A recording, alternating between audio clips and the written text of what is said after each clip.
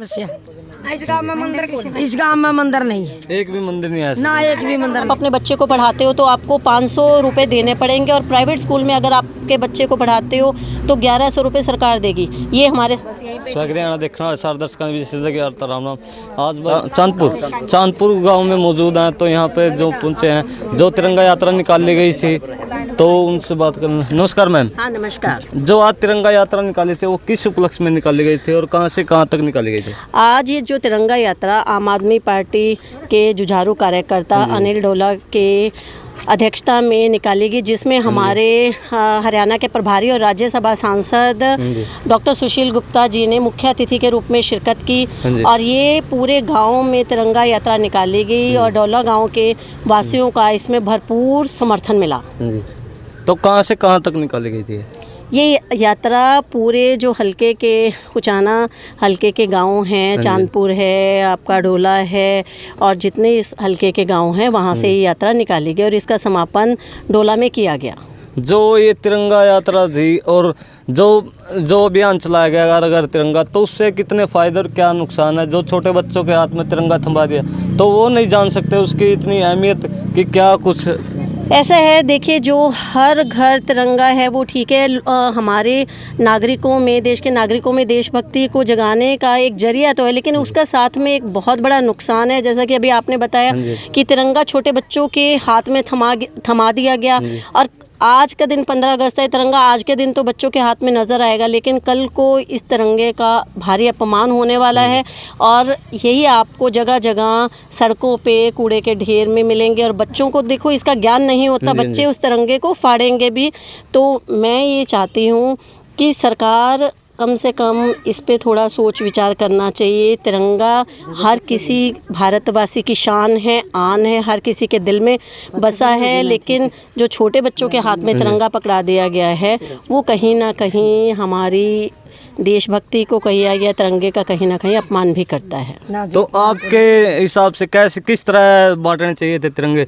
मतलब एज के हिसाब से या आधार कार्ड दिखा के या किस हिसाब से? नहीं, ऐसा है, तिरंगे बांटे ही नहीं गए हैं। पहली बात तो मेरा सरकार से ये निवेदन है कि जो जनता ने अपना पैसा खर्च करके तिरंगे खरीदे गए हैं उसकी जगह पे जनता को मुफ्त में तिरंगा दिया जाना चाहिए था और तिरंगा के बारे में बच्चों को भी स्कूलों में पहले उसकी एजुकेशन देनी चाहिए थी, बच्चों को ज्ञान देना चाहिए था कि हमारे संविधान में हमारे लिए इस एक तिरंगे की क्या अहमियत है। अगर हम बच्चों को उसके बारे में पहले ज्ञान देंगे तो बच्चे उसको बहुत संभाल के रखते और जो हमें आशंका है वो शायद नहीं होती। तो जो ये तिरंगा यात्रा निकाली थी इससे क्या सीख मिलती है आज के युवा या जो भी इस तिरंगा में शामिल थे, मतलब पूरे देशवासियों को? पूरे देशवासियों को यही सीख मिलती है कि जो ये स्वतंत्रता है, जो ये आज़ादी है, ये हमने बहुत संघर्ष से पाई है। हमारे भगत सिंह, राजगुरु, सहदेव, सुखदेव जैसे कितने ही क्रांतिकारी हुए हैं जिन्होंने हमें इस आज़ादी की हवा में सांस दिलाने के लिए अपने प्राणों की आहुति दी, हंसते हंसते फांसी पे चढ़ गए।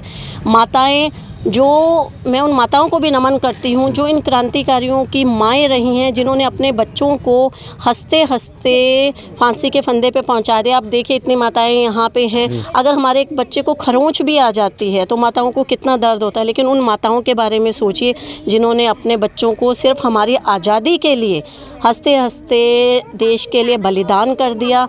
तो मैं हमारे जो देश की जनता है, हमारे प्रदेश की जनता है और हमारे जींद जिला की जनता है, उनसे मैं इस स्वतंत्रता दिवस की बहुत बहुत बधाई भी देना चाहूँगी और साथ में ये कहूँगी कि इस आज़ादी को संभाल के रखिए। जो भ्रष्टाचार है उसका खात्मा करिए, एक ईमानदारी से ज़िंदगी जिए, अपने आसपास सफाई का ध्यान रखिए और जो कहीं किसी को दुख दर्द है उसके दुख दर्द में शामिल हुए।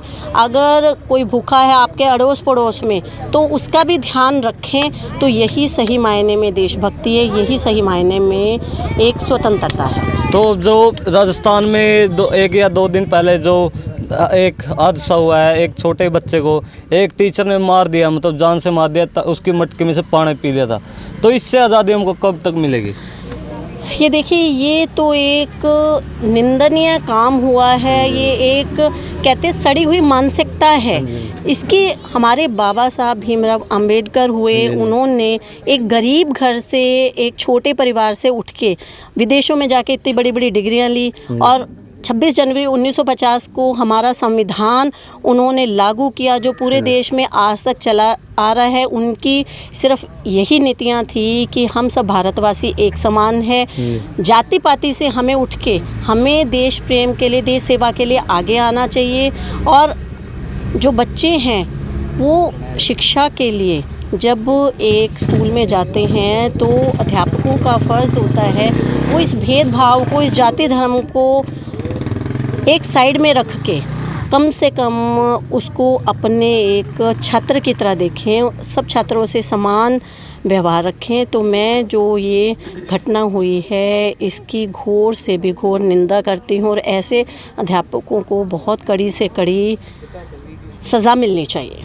अरविंद केजरीवाल जी जो दिल्ली में हमारी आम आदमी पार्टी की सरकार है, हमारे पार्टी के सुप्रीमो हैं, उन्होंने आम जनता की जो मूलभूत ज़रूरतें हैं, 24 घंटे बिजली, 200 यूनिट बिजली मुफ्त, पानी उन्होंने 20,000 लीटर पानी दिया। हमारे बच्चों के लिए जो सरकारी स्कूल हैं वो उन्होंने इतने अच्छे कर दें कि किसी को प्राइवेट स्कूल में अपने बच्चों को पढ़ाने की ज़रूरत नहीं। जगह जगह उन्होंने मोहल्ला क्लिनिक खोल के स्वास्थ्य के क्षेत्र में क्रांति ला दिया। लेकिन यहाँ पे हमारे हरियाणा में देखिए अच्छे अस्पताल नहीं है हमारे पास।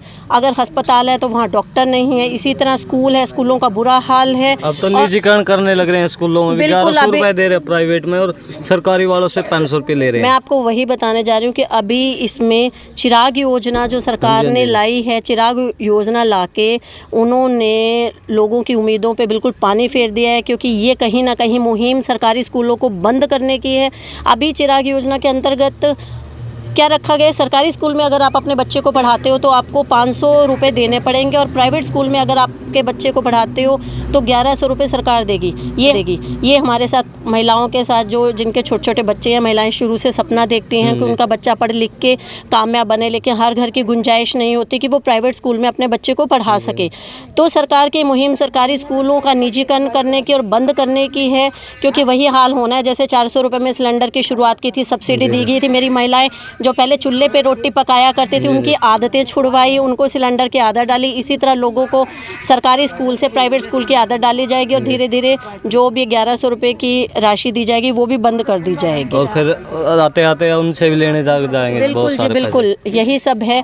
तो हम इस व्यवस्था को परिवर्तन करने की एक लड़ाई लड़ रहे हैं हरियाणा में। जिस तरह से दिल्ली में हमारी सरकार है और उसके बाद पंजाब के लोगों ने भारी बहुमत से हमें चुना है आम आदमी पार्टी को, तो इसी तरह अब 2024 में हरियाणा की जनता भारी बहुमत से आम आदमी पार्टी की सरकार लाने वाली है। क्योंकि कितना विकास हो रहा है अपने गांव का, जो कुछ बहुत घना हो रहा है। जो यह लड़की आई है हम इसके साथ जुड़े हो, यहाँ इसे के वोट देवांगे, इसका इंतजार था हमने।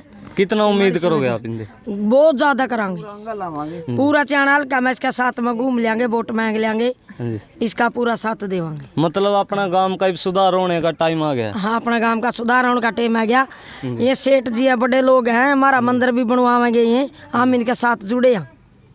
तो देख सकते हो भाई, और भी क्या क्या समस्या है गांव में, जो पानी की है, जो पानी की निकासी हो रही है, नाली पानी निकासी तो है हमारा गांव में, सारी चीज। मामला मंदिर की समस्या, इस गांव में मंदिर नहीं है, एक भी मंदिर नहीं है ना, एक भी मंदिर नहीं है इस गांव में। एक मंदिर नहीं है, युवा मंदिर मामला सेठ लोगों की बहुत इंतजार था भी आम आदमी पार्टी कद हमारा गांव में आवे, कद हमारी मनोकामना पूरी हो।